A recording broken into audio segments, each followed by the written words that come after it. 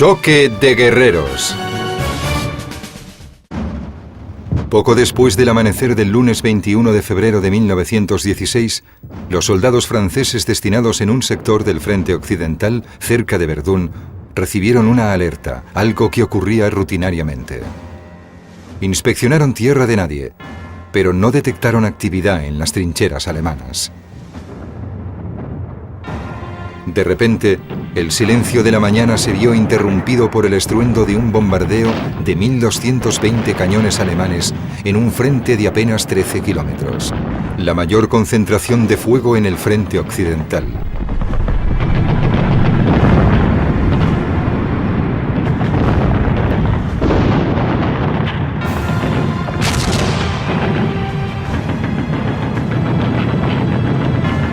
Dio comienzo una de las batallas más prolongadas y agónicas de la Primera Guerra Mundial.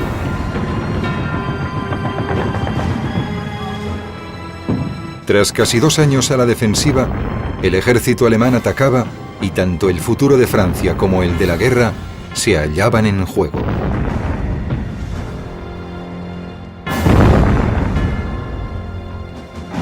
El comandante alemán, general Erich von Falkenhayn, planeaba una ofensiva limitada. Costaría la vida de 1 millón de hombres.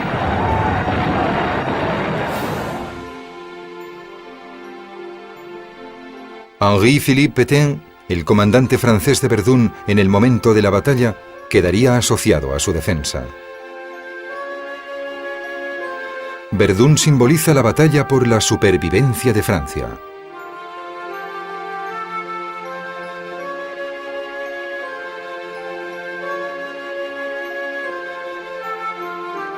Supondría un enfrentamiento entre los generales Pétain y Falkenhayn en una de las batallas más famosas de la historia.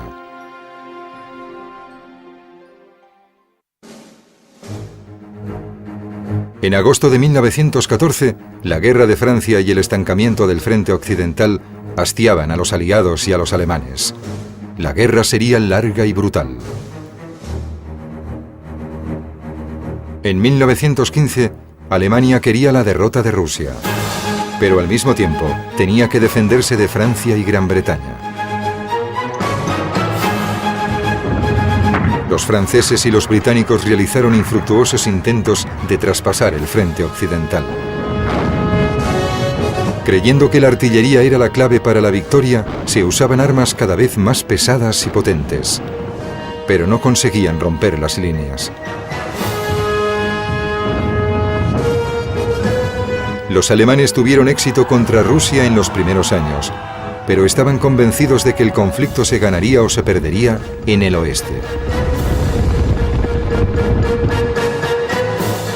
Los alemanes y los aliados concibieron una victoria total en 1916.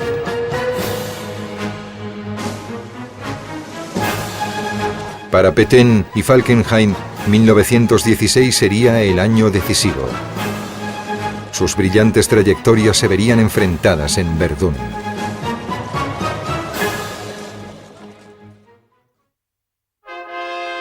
Erich von Falkenhayn provenía de la aristocracia venida a menos y con tradición militar. Gracias al mecenazgo del Kaiser Guillermo, logró un rápido ascenso en su carrera. Al Kaiser le habían impresionado los informes de Falkenhayn mientras fue oficial en China durante la rebelión de los Boxer de 1900. Sucedió al general Helmut von Moltke como comandante supremo del ejército alemán en septiembre de 1914. Eso ocurrió mientras los aliados detenían la invasión de Francia.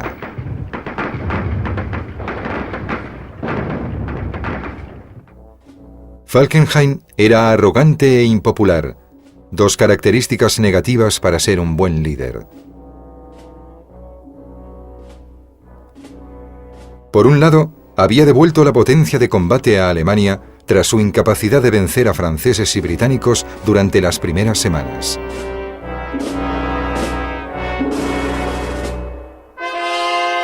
Pero por otro, había enfurecido a los generales Hindenburg y Ludendorff con sus dudas sobre el frente oriental que habían detenido la ofensiva alemana cuando la victoria parecía estar al alcance.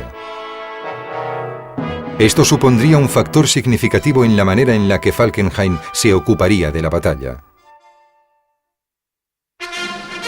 Henri-Philippe Pétain provenía de una familia humilde y estaba a punto de jubilarse del ejército tras una carrera de 36 años, cuando estalló la guerra. Antes de la Primera Guerra, solo había dirigido un regimiento de infantería. Pétain también era profesor de táctica en la escuela militar francesa. En sus clases se oponía a la teoría militar de la época, que se basaba únicamente en estrategias ofensivas.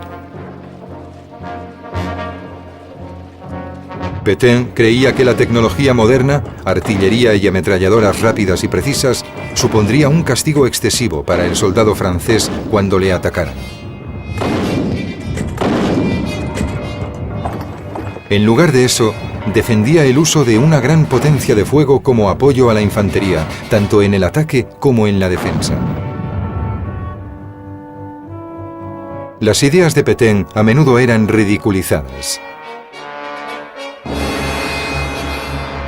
Pero sus predicciones se convirtieron en realidad durante los ataques franceses de 1914 y 1915. Su ascenso tras esas batallas fue rápido, y en julio de 1915 ya dirigía el segundo ejército. A diferencia de Falkenhayn, Pétain era muy querido entre la tropa. Era un general de soldados. Las personalidades de Falkenhayn y Pétain no podrían haber sido más distintas. Pronto ambos se enfrentarían en un cara a cara que decidiría el curso de la guerra.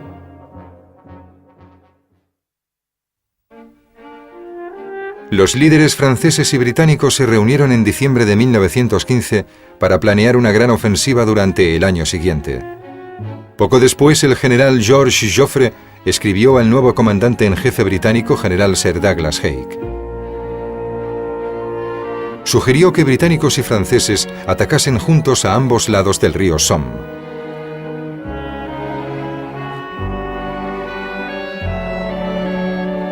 Joffre estaba convencido de que podría conseguir romper las líneas alemanas y acabar la guerra.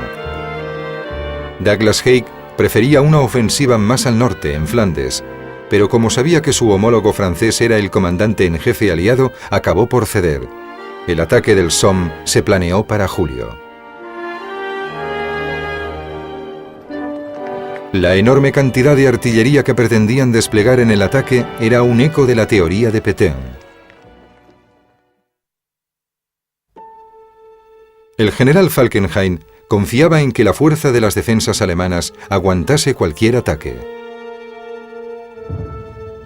Pero se dio cuenta de que esa estrategia no le haría ganar la guerra.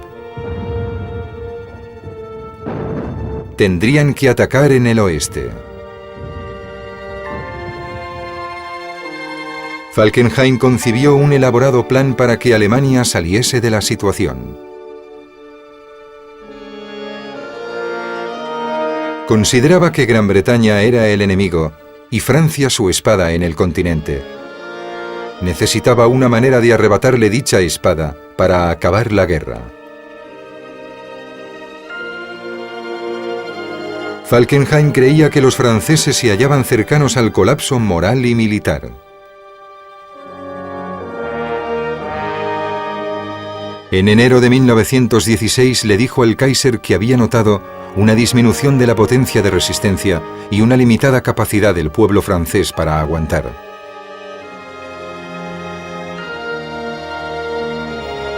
Concluyó que si Francia caía, Rusia le seguiría y Gran Bretaña, aislada, querría obtener la paz. Los acontecimientos de 1915 habían sido suficientes para disuadir a Falkenhayn de intentar romper las líneas enemigas. En vez de eso, planeó una ofensiva limitada contra un sector de la línea francesa. Ese lugar era Verdún. Ciudad fortaleza durante siglos, Verdún está situada sobre el río Mosa y simboliza el valor y orgullo nacional francés.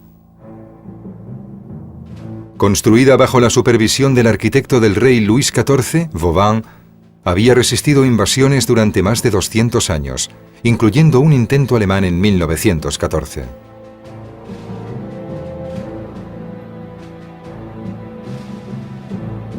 Hasta entonces, Verdún había estado protegida por fuertes defensas exteriores y era un sector tranquilo del frente.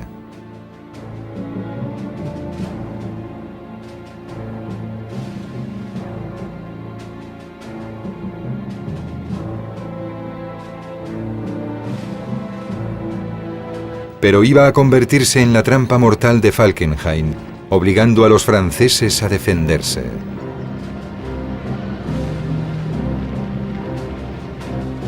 Declaró: «Aquí las fuerzas de Francia se desangrarán hasta la muerte».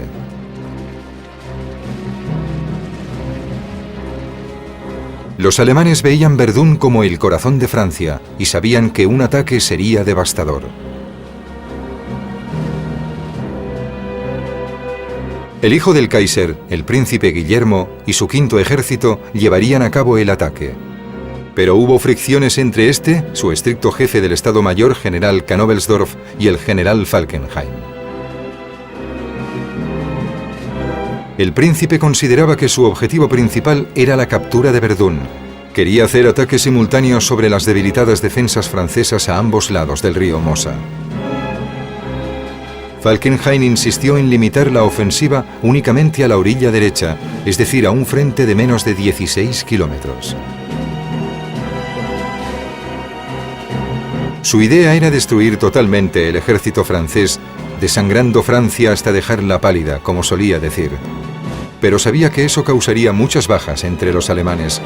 Temía la oposición de sus comandantes, mostrándose reticente a presentar su plan. El quinto ejército alemán se preparó para la batalla. Tropas, municiones y armas de todos los calibres llegaron al frente. El día cero hubiera sido el 12 de febrero, pero el mal tiempo retrasó el inicio del ataque hasta el día 21.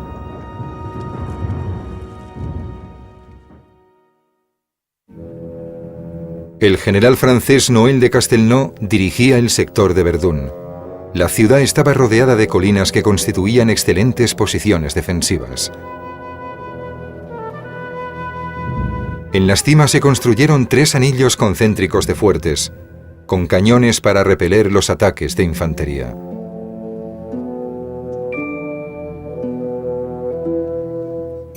Los fuertes era la principal estrategia defensiva francesa.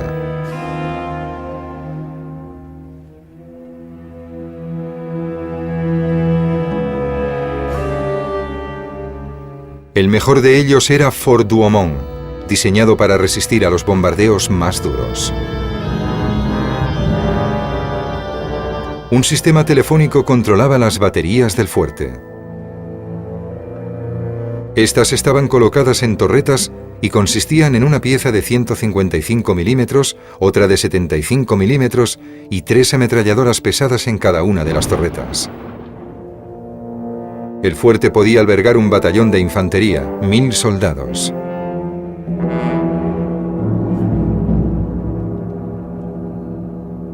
Pasadizos subterráneos unían los emplazamientos de las armas.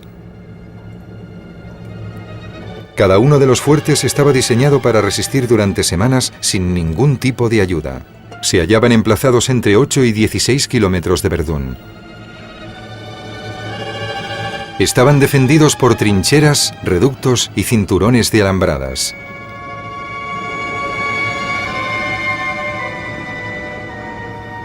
Pero desde el otoño de 1914, esas defensas se habían descuidado y muchos cañones se habían retirado para ser utilizados en otros sectores.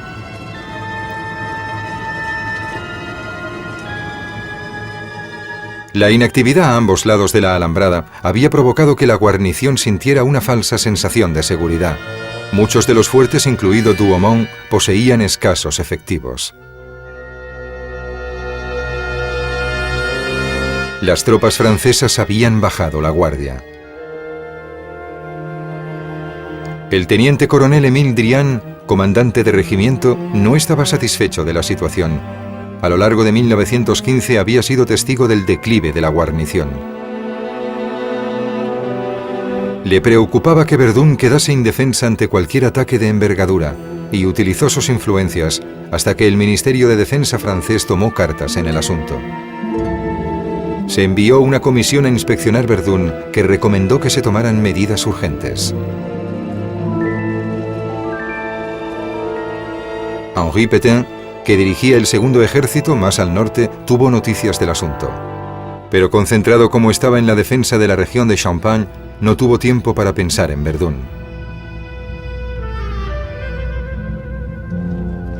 Falkenhayn continuó con sus preparativos para la ofensiva alemana.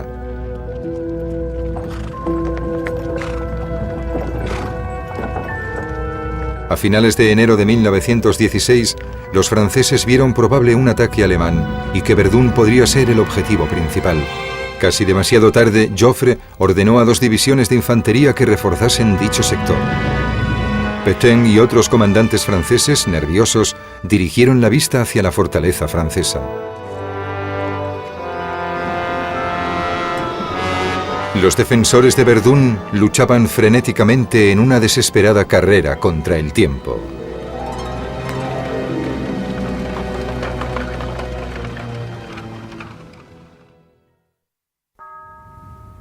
Los soldados franceses de la Primera Guerra eran conocidos como los poilus o peludos por su afición a los bigotes y barbas.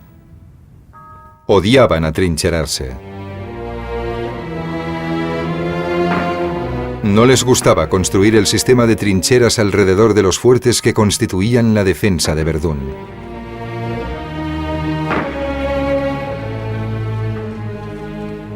Los primeros días de 1916 fueron fríos y húmedos e hicieron difícil la vida de los soldados franceses en la línea de Verdún. El único alivio era saber que se encontraban en una zona tranquila.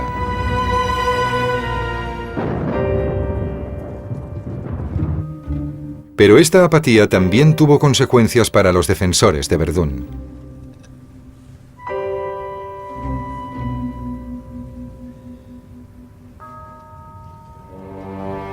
Las trincheras de la primera zona de defensa eran precarias en comparación a las alemanas, profundas y cementadas.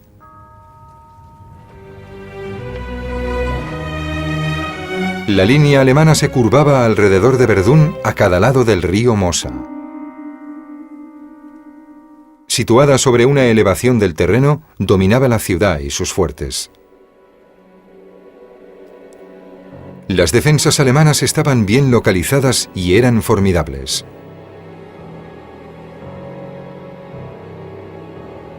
Los hombres de Falkenhayn habían reforzado los búnkeres y los refugios subterráneos con cemento, convirtiéndolos en cuarteles generales, centros de comunicación, instalaciones médicas, almacenes de munición y alojamientos.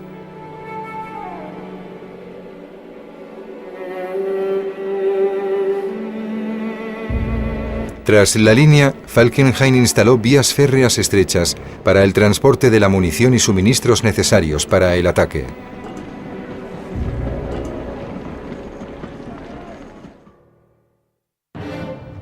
El 1 de febrero de 1916, las tropas francesas entraron por fin en acción gracias a las advertencias del coronel Drian y a las claras señales de los preparativos alemanes. Los refuerzos que Joffre había destinado a Verdún llegaron y se situaron en sus posiciones.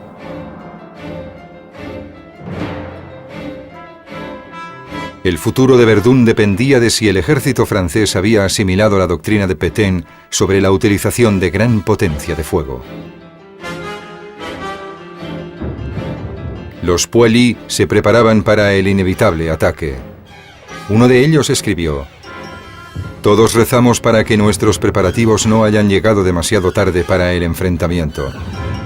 Lo único que podían hacer era esperar a que empezara el ataque alemán».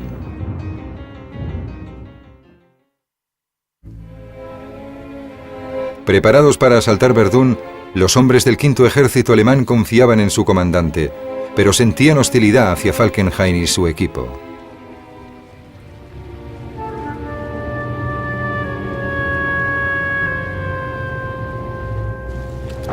Un ayudante de Falkenhayn incluso se burló de los soldados que temblaban bajo las frías condiciones atmosféricas.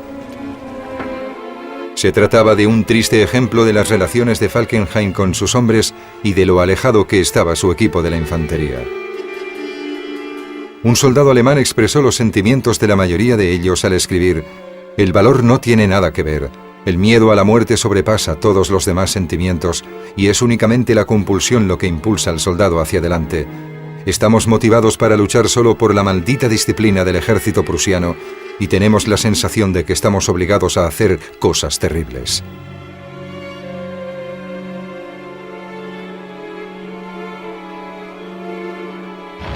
El entusiasmo por la guerra había desaparecido.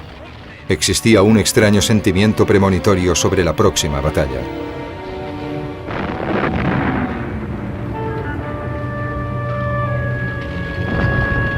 En su cuartel general, Falkenhayn sabía que se acercaba la hora de su destino. Pétain, por su lado, todavía no había comprendido el importante papel que pronto jugaría en el crucial enfrentamiento militar. Al alba del lunes 21 de febrero, la niebla cubrió el sector francés cercano a Verdún. La tranquilidad quedó rota de repente por un enorme bombardeo alemán. Había empezado el asalto de Falkenhayn contra el ejército francés. Durante 9 terribles horas, 1.220 cañones alemanes vomitaron fuego, desintegrando las trincheras francesas de primera línea y enterrando vivos a centenares de hombres. Esa tormenta de fuego cayó con fuerza sobre el regimiento del coronel Drian. Drian fue quien había alertado a las autoridades francesas sobre la vulnerabilidad de Verdún. Aunque sus defensas eran más fuertes que las de otros regimientos, sus hombres sufrieron muchos daños.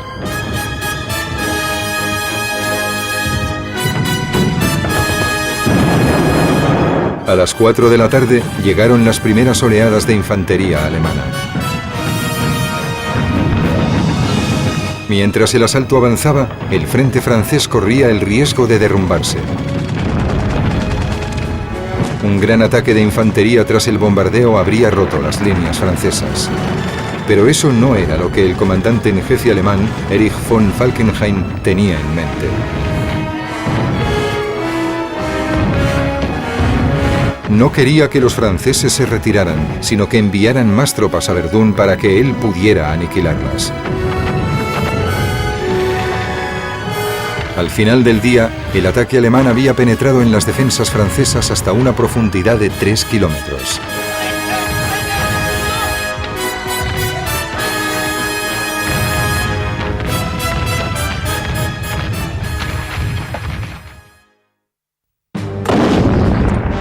Tras otro violento bombardeo, los alemanes volvieron a atacar durante la mañana del 22 de febrero.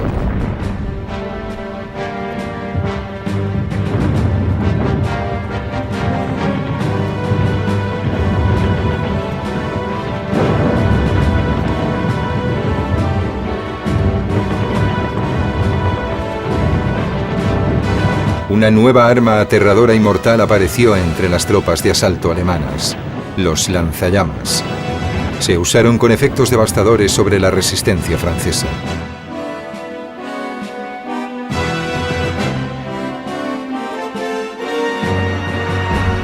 Bajo este segundo ataque, las líneas francesas se resintieron una vez más. Consciente del peligro, el coronel Drian decidió que los restos de su regimiento debían retirarse antes de ser diezmados.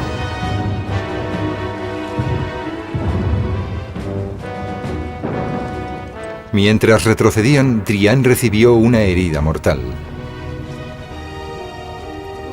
Batallones enteros de infantería franceses desaparecían entre el humo y las bombas alemanas. El plan de Falkenhayn de acabar con el ejército francés en Verdún parecía estar funcionando. Daba la impresión de que no había nada que los defensores pudieran hacer para detener a los decididos alemanes.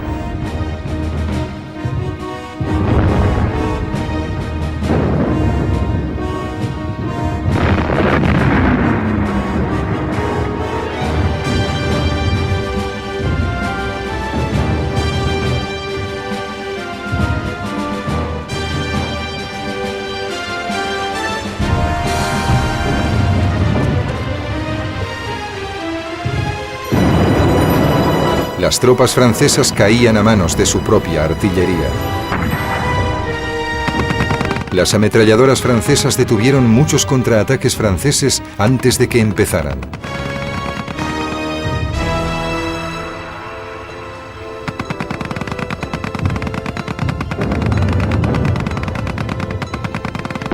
Al final del cuarto día de ofensiva, los alemanes se acercaban a los fuertes que protegían Verdún. El inexpugnable fuerte Douaumont se convirtió en el objetivo alemán.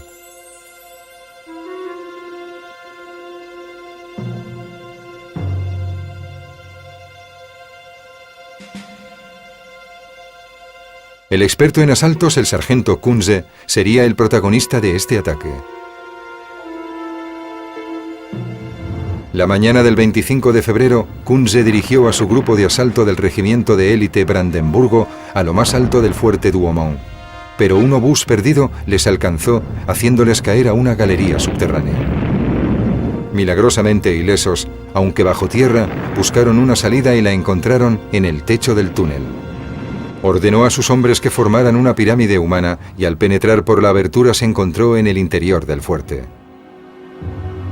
Solo empezó a vagar por el enorme laberinto de cemento armado únicamente con una pistola.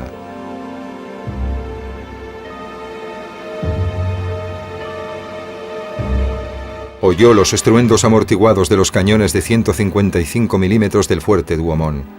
Guiado por ellos, llegó hasta la torreta. Los artilleros franceses sorprendidos se convirtieron en sus prisioneros. Kunze continuó avanzando por los pasillos y comprobó que en el fuerte había muy pocos hombres. Acabó por encontrar al resto de la guarnición en el dormitorio principal todavía acostados. Cerró con llave la habitación y entonces hizo que sus hombres entraran en el fuerte.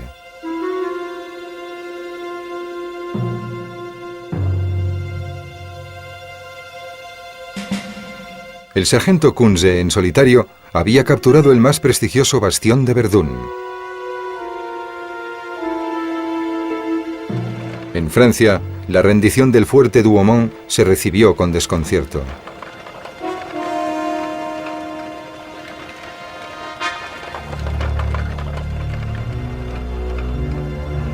En Verdún, las tropas francesas corrían por las calles gritando «Sálvese el que pueda».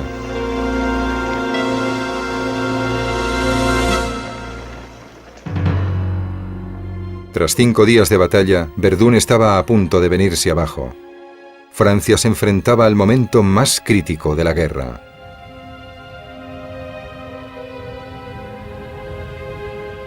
El alto mando había descuidado Verdún y ahora se enfrentaba a las consecuencias.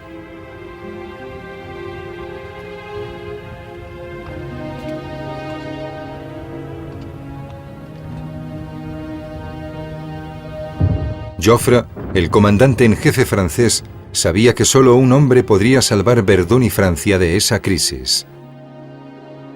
El general Henri-Philippe Pétain.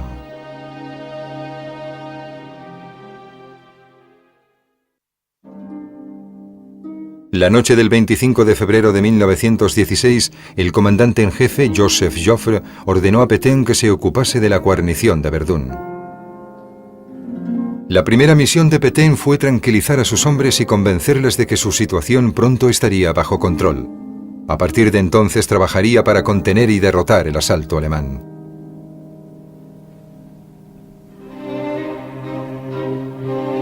Las primeras órdenes fueron conservar Verdún a cualquier precio y mejorar inmediatamente las defensas y la artillería.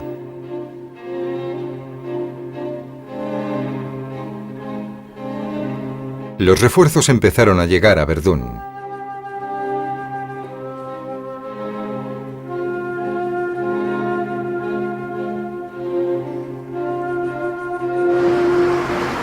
Pétain estaba convencido de que únicamente con la artillería podría cambiar la suerte.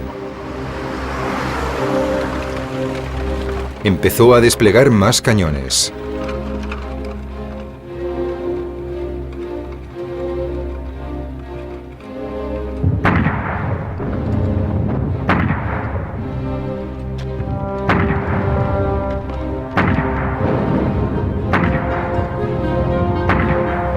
Aún así, el arma más poderosa de Pétain era su mera presencia.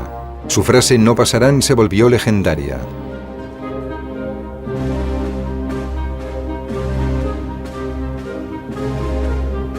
La moral de la tropa mejoró y los Poilus recuperaron su determinación.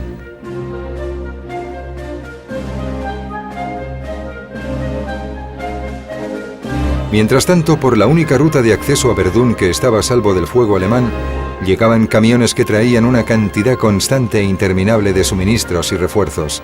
Se la empezó a conocer como la Carretera Sagrada.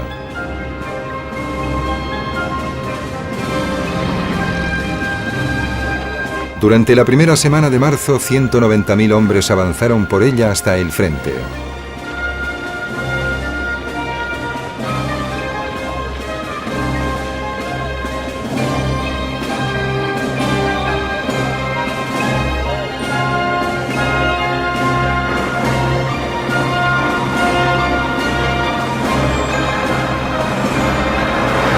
Por la carretera se circulaba a un ritmo de un camión cada 14 segundos.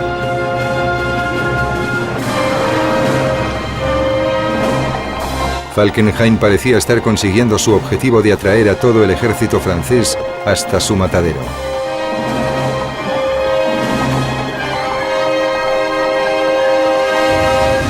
Sin embargo, Pétain planeaba un asalto de una gran potencia. El fuego de artillería, cada vez más intenso, detuvo a los alemanes y Falkenhayn tuvo que cambiar de idea. Finalmente permitió al príncipe Guillermo que extendiera el ataque a la zona occidental del río Mosa. El 8 de marzo, los alemanes habían creado una posición al otro lado del río y empezó otra batalla titánica.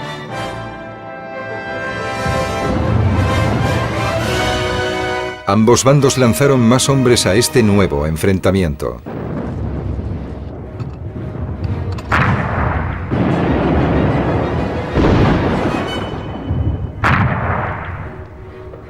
Las bajas francesas fueron numerosas.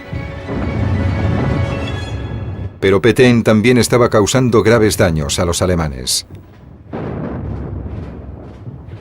En abril de 1916, los contraataques franceses estaban mejor planeados, eran más duros y frecuentes.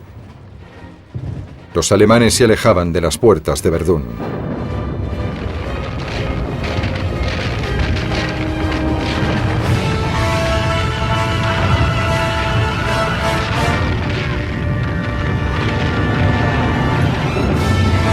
El estruendo de los cañones no se detuvo.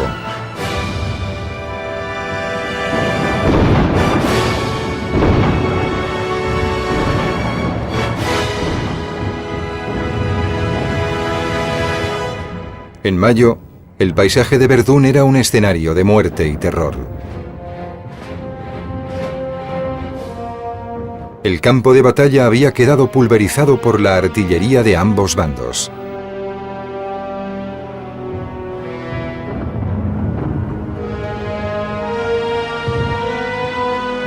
Un piloto francés que voló sobre ese paisaje lo comparó con la piel húmeda de un sapo monstruoso.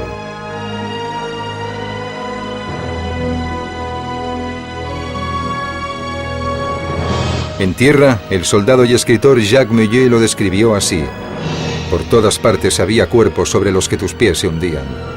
El hedor de la muerte flotaba sobre el revoltijo de cadáveres en descomposición como un perfume infernal.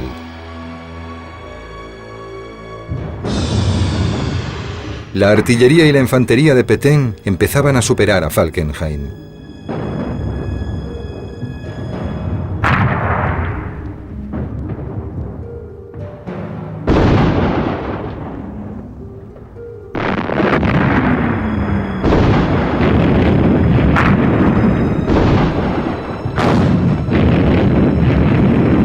A diferencia de su oponente, Pétain continuamente relevaba a sus hombres por tropas nuevas.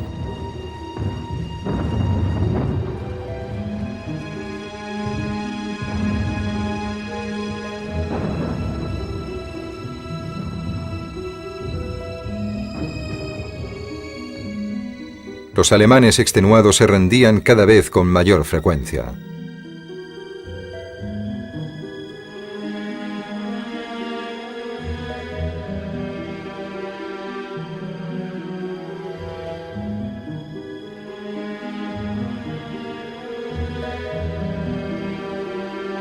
Pétain había salvado Verdún. En mayo de 1916 fue ascendido para dejar paso a dos hombres más enérgicos y despiadados.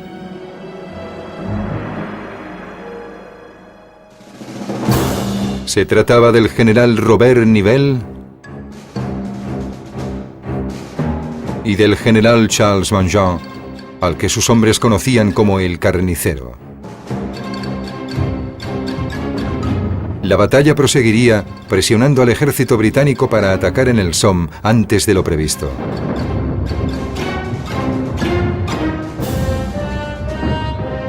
A principios de julio, los franceses tomaron algunos de los fuertes perdidos al comienzo de la batalla.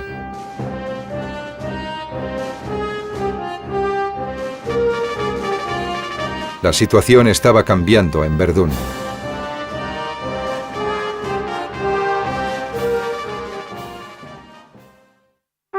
La ofensiva británica en el Somme, que se inició el 1 de julio, consiguió desviar la atención de Falkenhayn de Verdún.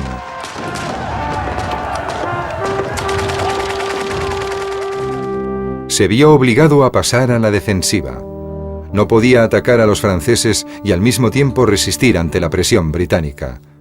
Falkenhayn había fracasado en su estrategia de aniquilación del ejército francés y había disminuido peligrosamente la fuerza alemana.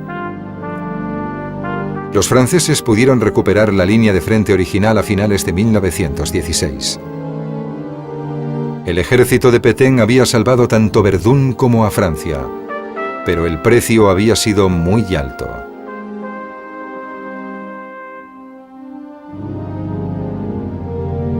Los franceses sufrieron 377.000 bajas.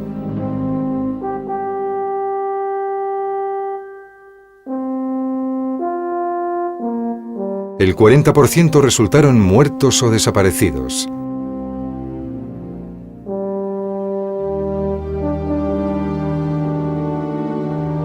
Las pérdidas alemanas fueron igual de elevadas.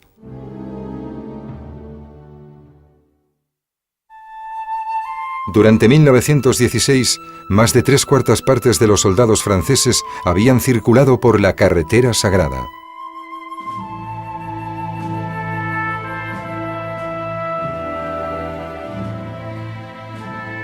Esta experiencia moldearía el carácter del ejército francés durante los años siguientes. Pétain escribió que la constante visión de la muerte había dotado al soldado francés de una resignación que rayaba el fatalismo. El esfuerzo de Verdún y las batallas siguientes causaron motines en el ejército francés durante la primavera de 1917. Una vez más, Pétain fue elegido para recuperar el orgullo y la confianza perdidos.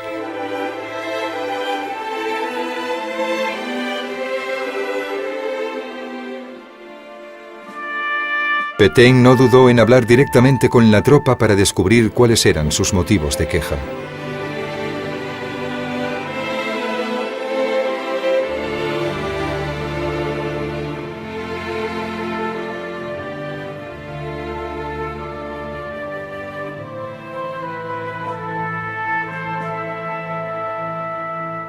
Al mejorar la calidad de vida de los poilus, mediante permisos más frecuentes y mejores instalaciones de recreo, Pétain consiguió ayudar al ejército a recobrarse.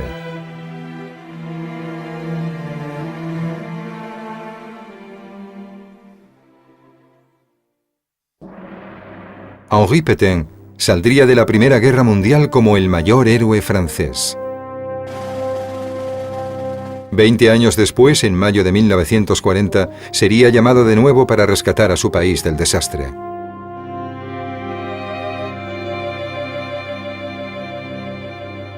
Pero como líder de la Francia de Vichy, cometió el terrible error de querer apaciguar a Hitler y a los nazis en un intento por minimizar el sufrimiento de los franceses.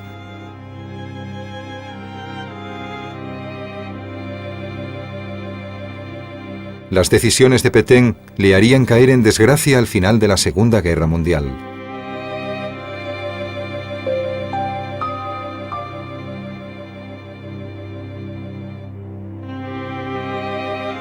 Fue juzgado por sus compatriotas, declarándole culpable de traición.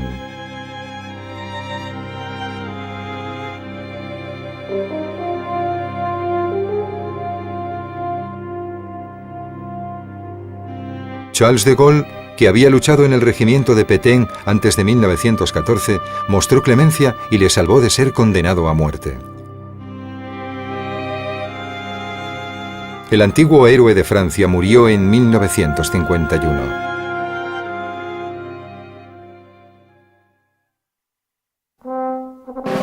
El general Erich von Falkenhayn fue obligado a retirarse en agosto de 1916 tras el fracaso de Verdún y la creciente hostilidad hacia su liderazgo.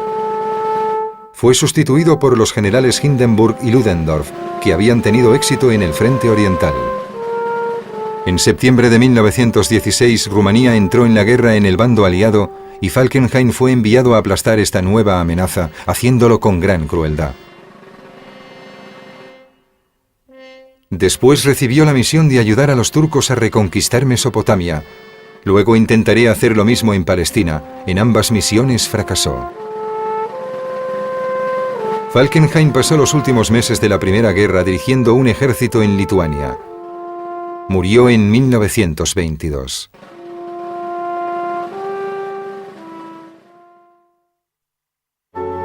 El escritor francés Paul Valéry describió la campaña de Verdún como una especie de duelo ante todo el universo, un viaje singular y simbólico. Fue una prueba suprema de voluntad para los soldados y los comandantes de ambos bandos. Ninguno de los que lucharon en Verdún olvidaría jamás esa terrible experiencia.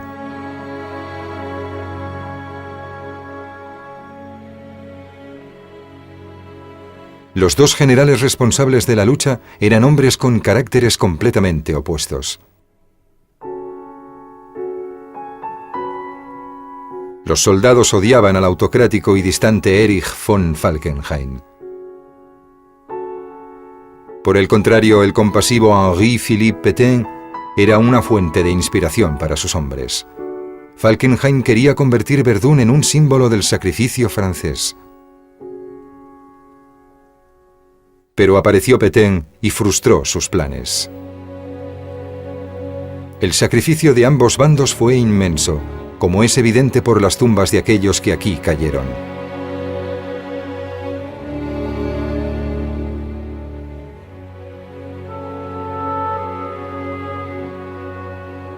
El enfrentamiento entre Falkenhayn y Pétain fue un duelo cruel, prolongado y costoso. Sin duda se trató de una de las batallas más desesperadas de la historia.